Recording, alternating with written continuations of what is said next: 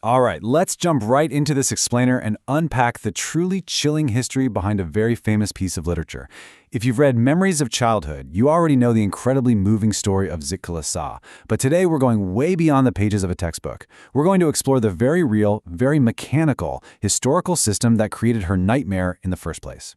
We're starting with the scene that's probably burned into your brain if you're a CBSE Class 12 student. Picture a young Native American girl, Zitkala-Sa. She's huddled in the furthest, darkest corner of a room on her hands and knees, hiding under a bed in absolute terror, and she is desperately, frantically trying to avoid getting a haircut. Now, you might be wondering, why is this child so incredibly afraid of something as simple as getting her hair cut? I mean, for most of us, a haircut is just a routine chore, right? But for Zitkala-Sa, it was an absolutely terrifying threat. And to understand why, we really have to understand the environment she had just been forced into. Section 1. The girl under the bed, a child's terror. To make sense of that immediate trauma she was experiencing in that dark corner, we have to look at what she told her friend. She said, "No, I will not submit. I will struggle first."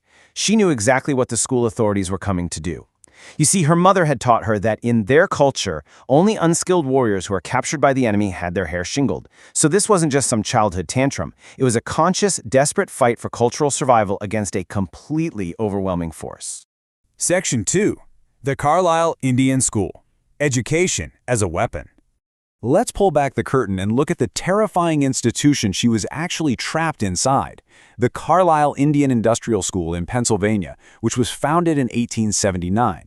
Now, it completely redefines everything we think we know about a school. It wasn't just a place of learning. Actually, scratch that. It wasn't really a traditional school at all. It was the first major off-reservation boarding school, functioning as a government-backed machine built specifically for forced cultural assimilation. Its literal, explicit purpose was to make indigenous children entirely abandon their own culture and adopt white American culture. Think about the timeline here. In the late 1800s, Native tribes were being systematically defeated in the Indian Wars. And almost immediately, in 1879, Carlisle opens right on an old military base. From then until 1918, over 10,000 children from more than 140 different tribes were brought there. So the boarding school system was essentially a direct continuation of the Indian Wars, just fought through deeply psychological means against children. Section 3. Kill the Indian. Richard Henry Pratt's mission. To truly grasp the stakes of Zitkala-Sa's struggle, we have to look at a very dark reality, the school founder's explicit philosophy. Captain Richard Henry Pratt was a former military officer, and his infamous motto was literally, "Kill the Indian and save the man." Now, he didn't mean killing them physically. He meant systematically destroying a child's Native American identity, their language, their customs, their religion, their appearance, all of it. He believed Native cultures were inferior, and that to save the children and make them civilized, he basically had to completely erase who they were. And they enforced these sweeping, incredibly strict rules from the exact moment these kids walked through the gates. They mandated cutting all long hair. They enforced stiff, European-style uniforms. They completely banned native languages, meaning students could only speak English. They even assigned them brand new English names. Plus, they imposed strict military-style discipline where students actually marched to classes like soldiers. They were quite literally stripping away the children's identities piece by piece. Section 4. The machinery of assimilation, erasing identity. The contrast between these two worlds is just staggering.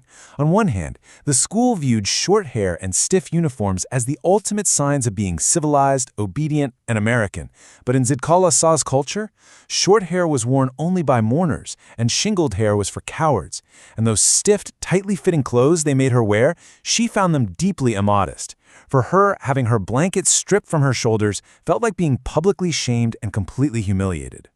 And it wasn't just about clothing. It was literally every single movement. Imagine just trying to eat breakfast, right? But it's done by a rigid military-style formula. First bell rings, you draw your chair from under the table. Second bell, you sit down. Third bell, you can finally begin eating. This eating by formula procedure was so confusing that it left Zitkala-Sa making mistakes, feeling incredibly isolated, and eventually just crying in total alienation instead of even eating. The whole thing was designed to break down individual will and enforce total compliance. Section 5. The cutting of long hair, the symbolic destruction. So this brings us right back to that traumatic moment of the haircut. Armed with this context, we can now fully understand that this wasn't just some strict school rule. It was an act of profound cultural erasure. When they found her in that dark room, dragged her out from under the bed while she kicked and resisted and forced those cold scissors against her neck, they weren't just cutting hair. They were severing her connection to her people. She writes about shaking her head and crying aloud until she heard those scissors gnaw off her thick braids. It is a moment of pure, systemic violence designed to completely break her spirit.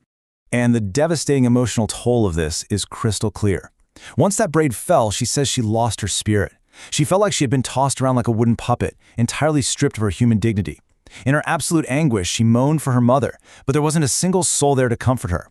She realized in that terrible moment that she was no longer a cherished child, but, in her own words, only one of many little animals driven by a herder. Her native identity had been forcibly, violently stripped away. Section 6. Beyond a personal memory, the exam connection.